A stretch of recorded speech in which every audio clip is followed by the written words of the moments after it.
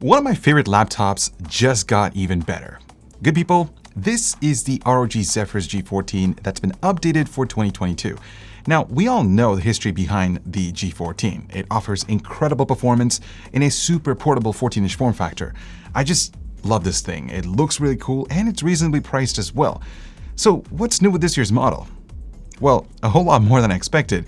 First off, it's got AMD's new Ryzen 6000 series CPU and AMD's new 6800S GPU. That's right, a fully loaded AMD laptop. And it's got some subtle design tweaks as well. So what we're gonna do in this video is compare it to, wait for it, last year's G14, top to bottom. We're going to talk about performance, specifically with this new AMD GPU, because that's an interesting move from ROG from NVIDIA's RTX graphics chip.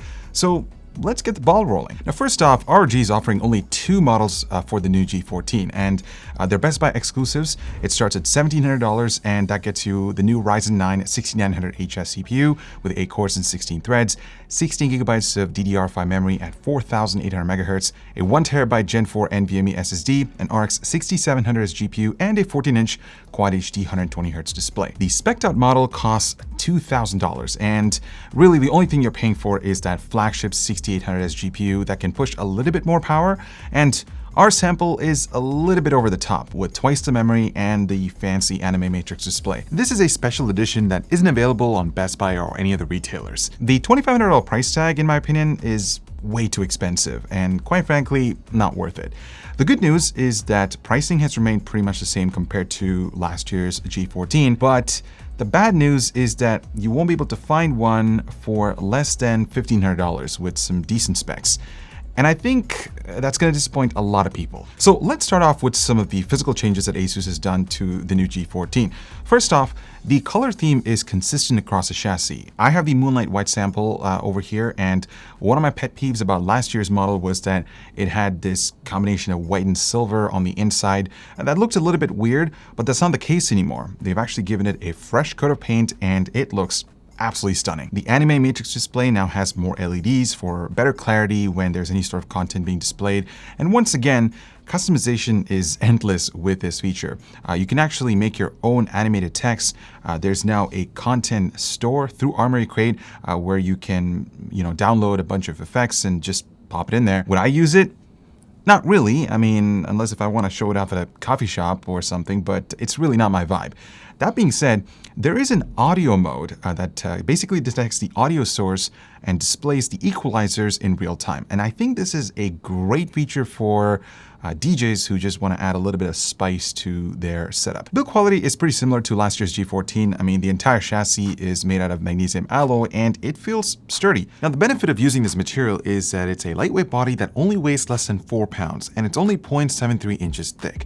They've also managed to make it a bit smaller this year. I love the fact that I can simply toss it into my messenger bag, so from a portability standpoint, there's nothing really to worry about the G14. The hinge still exhibits a little bit of wobble, but that's due to the nature of the design since it actually supports itself on the surface, but at the same time, it also elevates the keyboard for a better typing experience. This year, they've also actually made the display tilt all the way up to 180 degrees flat versus 110 degrees on the older G14, but I don't really know why someone would take advantage of this feature, but hey, it's a pretty cool flex, ASUS. The power adapter is noticeably bigger this time. It's a 240 watt adapter versus 180 watts last year. And I think this is mostly due to the power-hungry GPU that's inside this new laptop, so keep that in mind. However, I'm still not a fan of the power connector placement since it still gets in the way when you're connecting other cables, so that's kind of annoying. Moving on to the interior space, and as I alluded to earlier, the fresh coat of white paint transformed the look of this laptop. It doesn't feel cheap compared to the silver plasticky finish on the older model. The keyboard layout remains the same. You still get dedicated keys to control volume and access Armory Crate. If you actually take a closer look at the keycaps, ASUS has added what they call a dazzling prismatic sheen that gives this aura-like shine if you view it in direct sunlight. Personally, they could have just stuck with the same color scheme as the palm rest, but this is ASUS that we're talking about. They just love to experiment with cool things. Now, the switches are one of the best that you can find for a Windows laptop, with great key travel and satisfying feel when you bottom out. This time, it actually comes with RGB. However, my sample does not. It's just the standard white LED lighting system, and it's all right. I mean, the light spill is not as uniform as you'd expect it to be, because if you look at the Windows key, it kind of fades away. Personally, I would just turn it off full time. The trackpad gets a significant upgrade this time. ASUS was actually able to expand the surface area by 50%. And let me tell you, that makes a world of a difference when scrolling through content and navigating through windows. It's also a glass surface, which makes gesture control really smooth and seamless. The primary left and right buttons are well defined. Honestly, they've taken the best from the ROG Zephyrus G14 last year and just dropped it into the G14. Port selection is pretty similar to last year's model. On the left-hand side, you have power in, HDMI 2.0B, USB 3.2 Gen 2 Type-C port with DisplayPort pass-through and power delivery up to 100 watts, along with an audio jack. Switching over to the right, you get a couple of USB 3.2 Gen 2 Type-A ports, another USB Type-C 3.2 Gen 2 port, and now they've added a micro SD UHS 2 card reader. They did kill the Kensington lock though compared to last year's model. This UHS mini or micro SD card reader just makes no sense compared to getting a full-size reader. I'd rather actually have another Type-C port. And the same goes for the HDMI port. It's not 2.1, so you can't do 4K at 120 Hz. So keep these things in mind when you're shopping around. I also want to quickly mention the built-in DAC inside this laptop. It's just incredible. The output is very clean and was comfortably able to drive my EPOS H6 Pros no problem. And as you can tell, they finally listened to our prayers by adding a webcam to the G14. Now, this is a 720p sensor, so the quality is going to be pretty okay, but at least you get one. And you also get ASUS's AI noise canceling characteristics. So if you're working in a meeting or if you're working in an environment where there's a lot of background noise, this will come in clutch to sort of isolate that noise. But oddly, I just find that the sound quality, especially with the microphone, seems a little bit too distorted. It does seem to peak, at least from my recording or at least on my sample. So it is definitely a little bit worse compared to last year's model. If you look at the speaker setup, they relocated the two front-facing tweeters at the front for better sound direction. Plus, it doesn't get in the way when you rest your palms on the palm rest like the older model. Now, after listening to them back-to-back, I did notice that the trebles were a little bit more detailed on the newer model compared to the older one, and the bass output was pretty much the same. I'm just glad that you're at least getting something good compared to bottom-facing setups. Moving on to the display, and there's a whole set of upgrades added to this new G14. You're now getting a slightly bigger 16:10 aspect ratio screen that results in thinner bezels and more vertical screen real estate to work with. It is an IPS level panel with fantastic colors and contrast ratios. As you can see, it covers 100% sRGB, 87% Adobe RGB, and 99% DCI-P3, which is similar to last year's model. However, the sustained peak brightness level gets a major bump up from 342 nits to almost 500 nits. That's just incredible. So outdoor visibility is not going to be an issue, especially since it's matte. The refresh rate is still 120 Hz, but they've significantly tightened up the response time from 25 milliseconds to just 3 milliseconds. So this is certainly going to complement the gaming experience. And I got to give it to ASUS for improving one of the most important factors of a gaming laptop. As for upgradability, you have instant access to a single SODIMM slot that's already populated on my sample. 16 gigabytes is on board, so you can max out to 32 gigabytes. Keep in mind that Best Buy models have 8 gigabytes on board, so you're only limited to 24 gigabytes of max capacity. The Gen 4 NVMe SSD is a slight improvement over last year's model in both read and write performance. It's nothing huge, but it's still pretty fast. And speaking of SSDs, did you know that this year marks the 35th anniversary of NAND flash memory? You see, from the first use of flash memory until now, Kioxia's technologies have been there pushing the limits of what's possible, from the evolution of hard drives to SSDs, from CDs to MP3 players and smartphones, or from camera film to SD cards. They've been there every step of the way. And today, Kioxia's SSDs with BIC's 3D flash memory are some of the most exciting stuff yet. There's the BG5 series that packs an incredible amount of space into this tiny and efficient footprint. The CD7, which pushes the absolute bleeding edge for data centers with PCI Gen 5 interface that offers double the bandwidth when compared to a Gen 4 drive.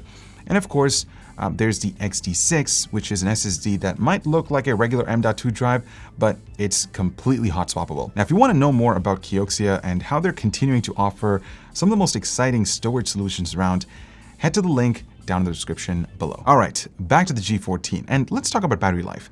Now, you might remember the original G14 as the battery champ, and this one just gets better. Basically, AMD's architectural refreshers focuses almost entirely on efficiency, and that means better battery life, higher clock speeds for the same power, and improved standby time too. And based on these results, it's a mission accomplished. Big time. But you also have to remember that the new G14 usually operates at a bit higher wattage under more intensive loads, since it has more thermal headroom than the previous generation. So it does get a bit worse battery life under heavy usage, but that's to be expected. You'll also notice that the guts have been upgraded even more. I mean, look at the heatsink design differences between the 2022 and 2021 models. There's now a much larger heatsink and vapor chamber covering the CPU and GPU cores. Both of those also get an application of liquid metal thermal compound as well. And when you combine that with architectures that are designed for efficiency, well, some interesting things happen, like this. Usually, turbo mode on these laptops is so loud, we just avoid it completely for performance testing because no one would ever really want to use it on a daily basis. But on the new G14, turbo isn't anywhere near as loud as on the other laptops. Then the other two modes get even quieter. But to make this happen, has ASUS made any sacrifices to temperatures or clock speeds? Well, let's start off with how much the processor is chugging down, and it actually looks like performance and silent are pretty much the exact same. Both hit a constant 51 watts, which is a bit above the 6900H's default of 45 watts. But turbo takes things to a whole new level by leveling out to a constant 74 watts. That's actually a higher constant level than some of the Alder Lake laptops we've seen lately, and it's a massive amount of heat for the cooling system to handle. Now, those power levels lead to some usual behavior too. Every other ASUS laptop we reviewed has 3 clearly different power plans that lead to very different performance levels. But here, performance and silent run at identical frequencies. And when you look at turbo mode, it cranks things up to 11. We're talking about 4.05 gigahertz all day, every day, and that's a good 200 megahertz higher than the 2020 version ever got to. But like they say, there's no such thing as a free lunch. Because look, ASUS is obviously pushing turbo mode on the CPU for everything it's worth in order to win in benchmarks, without sounding like a jet engine. And so that causes a huge amount of heat to build up. Normally 96 degrees is hot, but it isn't worrying levels for laptop processors. Because remember, even last year's 5900HS was rated to run at a maximum of 105 degrees. But on a 6900HS, 96 is a pretty big red flag, since it's technically a degree higher than AMD's own maximum operating temperature. So I wouldn't really use this mode that much. Switching over to the RX 6800S, and now we're starting to see some real differences between the 3 modes. Turbo pegs its power consumption to 105 watts, which is 5 watts more than AMD's stated maximum, so I guess you could count this as an overclock. If you look at performance and silent modes, well, they need a bit more of an explanation because there's some odd stuff going on here. You see, in these modes, when you start playing a game, the GPU's power needs are very different from a little while later. In performance mode, you start off at 86 watts, but end up at 65 watts after about 7 minutes of gameplay, while silent gets cut back to 55 watts. And frequencies run parallel, which means turbo ends up way above AMD's nominal 1975 MHz game frequency. But the other 2 modes see their speeds drop off over time, and they drop off by a lot, especially if you look at performance mode, which gets chopped down by a good 300 megahertz by the end of the test. And this brings up a pretty serious point. Usually, reviewers boot up a game, run their 30 to 60 second benchmark, and then quit, hop onto the next game, and so on until gaming results are done. So with that in mind, this kind of frequency behavior on this new G14 can seriously, and I mean seriously, inflate frame rates. Numbers just wouldn't be representative of what gamers would expect when, actually playing a game for, a couple hours. So I guess this highlights why it's so important to include a heat-up phase before running laptop benchmarks. It just helps avoid situations like this, but it also explains why maybe sometimes our results are very different from other channels. And if you look at how temperatures behave on the 6800S, there's a bit of extra headroom being given at the very beginning of gaming workloads. And then performance and silent modes are using power and frequency reductions to eventually hit a constant 80 degrees. Meanwhile, Turbo is giving away way more overhead, and yes, almost 90 degrees is getting really toasty on a laptop GPU. And typically you'd expect these hotter running components would lead to increased surface temperatures. But ASUS has things pretty well managed here, even though higher-end components are being used in the 2022 model.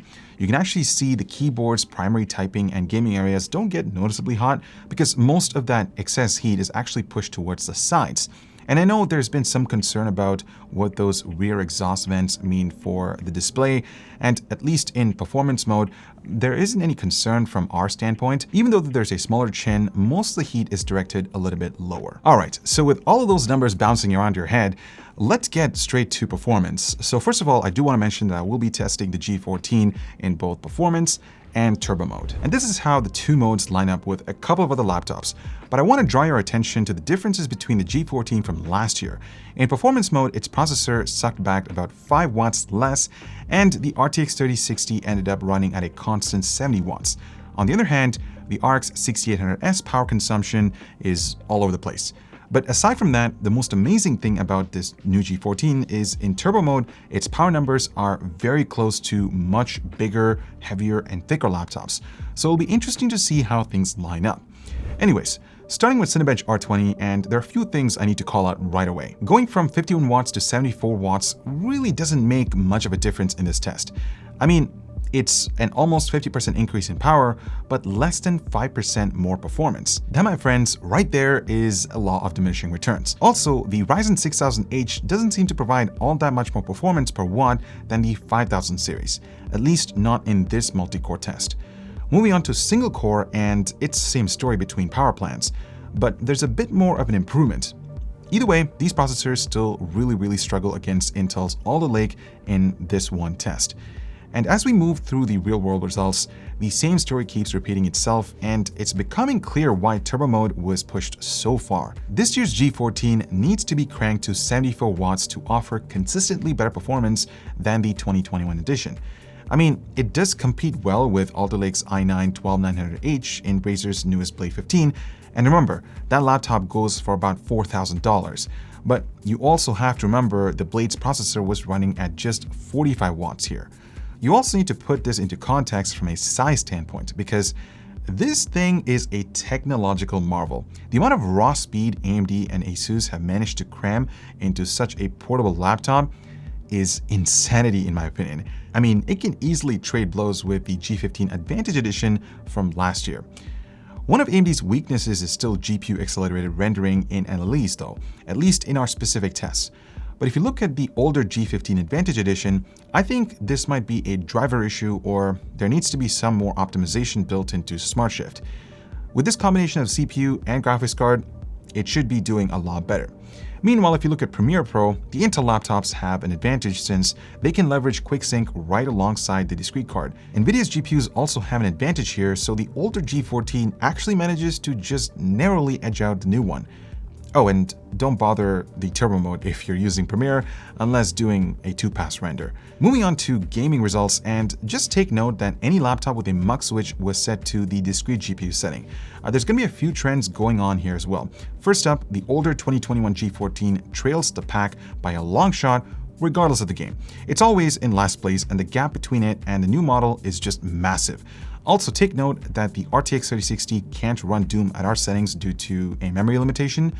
Switching between turbo and performance mode gives widely different outcomes from one game to the next. In some, they're neck to neck, while in others, there's a pretty big gap. A lot of the similarity is probably due to AMD's SmartShift doing its thing in the background by balancing processor and GPU power. Nothing's really changed at 1440p. The new G14 is just light years ahead of the older one, and yes, switching between turbo and performance will net you a few extra frames here and there, but that's about it.